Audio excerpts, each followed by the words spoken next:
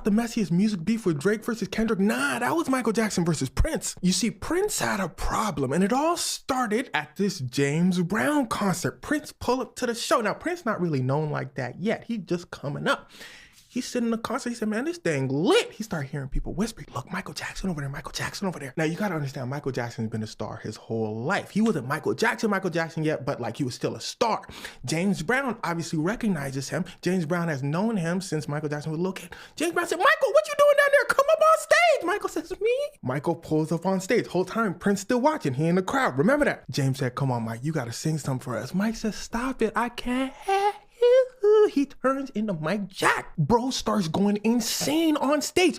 Peep bro's leg orientation. You know he was killing it. Look at James Brown. He going down. And that's the king. Now here's the first time things start to get wicked. It's going to get wicked 3 times throughout this video. I told you it was messy. Michael Jackson hugs James. He said, man, appreciate you.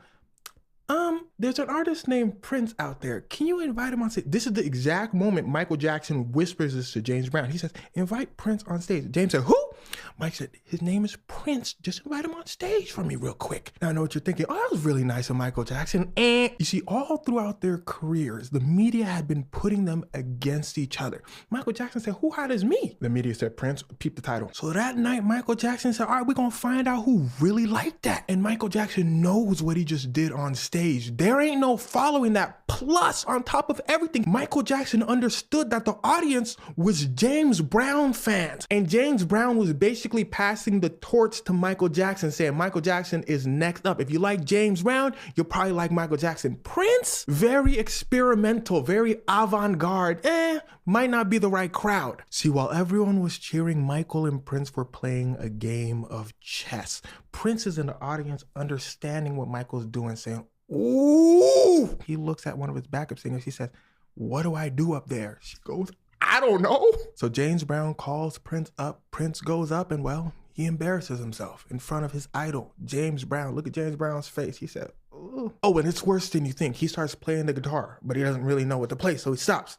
He then takes off his shirt and he screams into the mic. Everyone like, oh, nobody feeling it. So Prince tries to lead a stage. He grabs on a lamppost and it falls, and he falls out of stage. Everyone like, oh, damn, Prince said.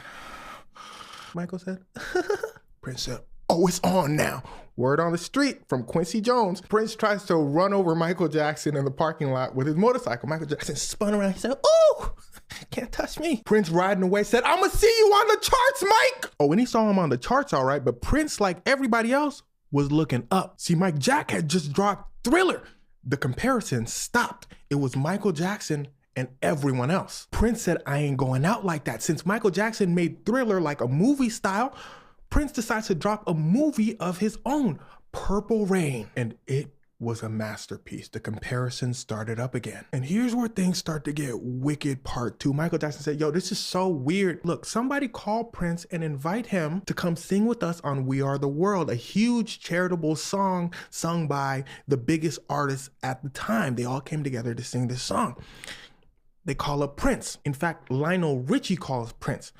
Prince says, I need my own room. Lionel said, I got the biggest artist in the world in one room. I can't give you your own separate room. How that finna look? Prince said, oh, okay. Well, I guess I could just play guitar though. I don't really want to sing with everybody. Lionel said, I got the biggest guitarist in the world, Bob Dylan and them. What you talking about? Like, no, bro, we need you on the vocals. Prince said, first of all, watch your tone. Second of all, I just can't do it then. Blessings. Good luck with Africa and them. Lionel Richie said, but here's what I can do. I can have you next to Michael. Lionel Richie said, Prince ain't like that. Prince hangs up. So everyone's pissed at Prince because they're like, why wasn't he on the song with everybody? Does that look like Marcus Houston to you? Am I tripping? That's besides the point. Everybody pissed at Prince.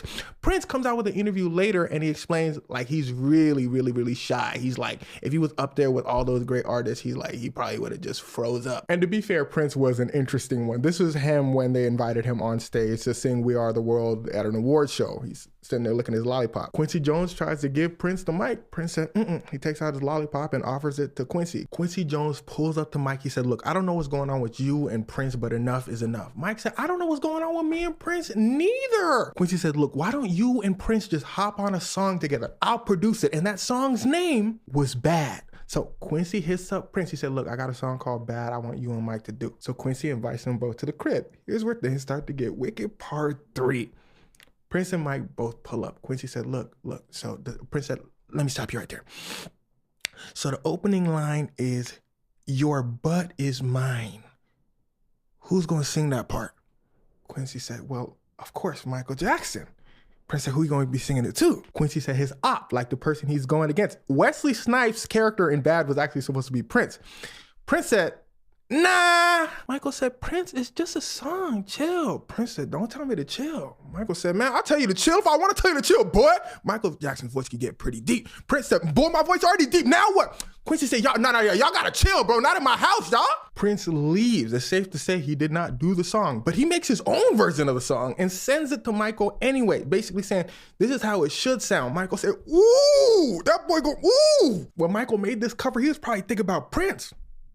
Damn, them boys was fighting. But over the years, things seemed to mellow out between them, because the thing you gotta understand is these two had great respect for each other's talent. Even though they were beefing, they're musicians first. So they knew the other person was like that. And the day Prince found out Michael Jackson passed away, he canceled all the rehearsals for his concert and locked himself in his room for days. He was heartbroken because even though they weren't the best of friends, they probably understood each other more than anyone in the world understood them. And of course, Prince passed away in 2016, so rest in peace to both of these legends.